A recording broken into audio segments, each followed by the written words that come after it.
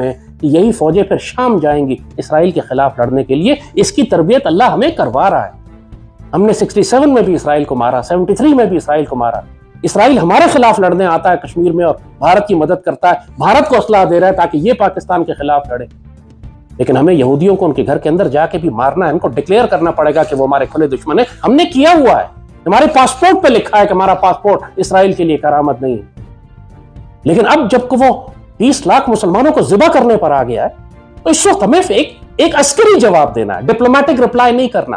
وہ طاقت کے زور پہ بات کر رہا ہے, وہ دہشت گردی سے بات سنے گا, اس کو دہشت زدہ کرنا پڑے گا. جب انہوں نے ہمارے اوپر حملہ کیا تھا انڈیا والوں نے 2019 میں, تو ہم نے اپنے اس وقت بھی میزائل نکالے تھے اور اس وقت بھی ہمیں پتا تھا کہ ایک اس میں سے اسرائیلی ہے جس نے ہم پر حملہ کیا تھا. یہ اسرائیلی ہمیں چھوڑیں گے پھر بھی نہیں, وہ تو ہندوستان کی مدد سے آ ہی رہے ہیں. تو کیوں نہ ہم کم از کم اپنے فلسطینی بھائیوں کی مدد کرنے کے لیے, مسجد اقصیٰ کی حفاظت کے لیے اس وقت فلسطین میں اپنی مدد بھیجیں, اپنی فوجوں کو بھیجیں. پہلے بھی بھیج چکے ہیں نا.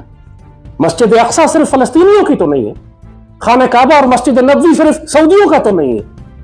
ہم اس لیے تو مسلمان نہیں ہے کہ وہ عرب مسلمان ہے اس لیے ہم مسلمان ہیں. ہمارا اپنا سیدی رسول اللہ سے تعلق ہے. جیسے کہا آپ تو سیدی رسول اللہ کے خاندان سے ہیں, اور یہ جب آپ سید ہونا کلیم کرتے ہیں تو پھر ہماری ذمہ داری بھی زیادہ ہوتی ہے کہ جب سیدی رسول اللہ کی امت کو تکلیف پہنچے تو سید سب سے پہلے کھڑے ہوں.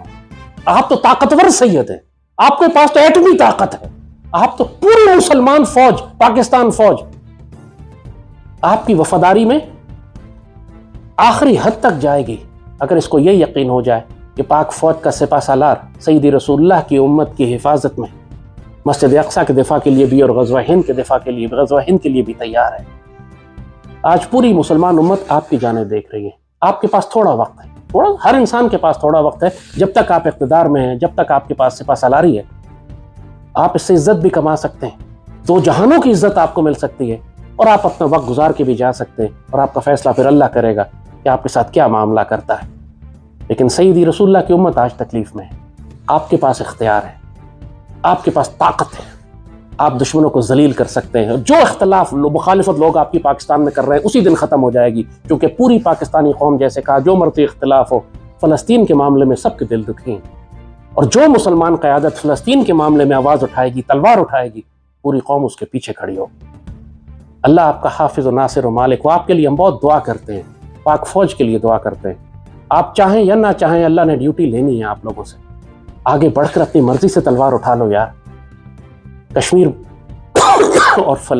اور بھارت کے ساتھ معاملہ, ہماری بہت بڑی جنگ آنے والی ہے, وہ ویسے ہی آئیں گے ہمارے اوپر.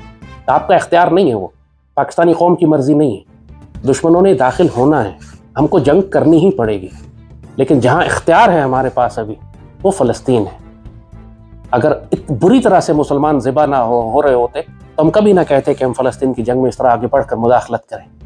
لیکن اب ضروری ہو گیا ہے, کیونکہ رمضان سے پہلے یہ 20 لاکھ فلسطینیوں کو ذبح کر دیں گے, اور اللہ کے آگے ہم کوئی عذر پیش نہیں کر سکتے, سیدی رسول اللہ کے آگے ہم کوئی عذر پیش نہیں کر سکتے کہ طاقت رکھتے ہوئے ہم یہ تماشا دیکھیں اور یہودی بدترین مظالم کرتے ہوئے سیدی رسول اللہ کی امت کے بہترین حصے کو تباہ کر دیں. اگر فلسطین ختم ہو گیا تو اس کے بعد کوئی مسلمان ملک نہیں بچے گا, پاکستان میں نہیں بچے گا. انہوں نے باری باری پھر سب ملکوں پہ آنا ہے. بہتر ہے کہ یہودیوں کو وہیں روک دے اور فلسطین کے مسلمانوں کی حفاظت کریں. اللہ آپ کو استقامت دے, طاقت دے. پوری قوم آپ کے ساتھ ہے, ہمت کریں. یہ وقت ضائع نہیں کیجیے گا. یہ وقت نکل گیا تو دوبارہ توبہ کا موقع نہیں ملے گا. اللہ پاکستان کا حافظ و ناصر ہو. اللہ آپ کو استقامت اور طاقت دے. آپ کے لیے ہم دعا کرتے ہیں, ہمت پکڑیں, تلوار ہاتھ میں اٹھائیں. پاکستان زندہ باد.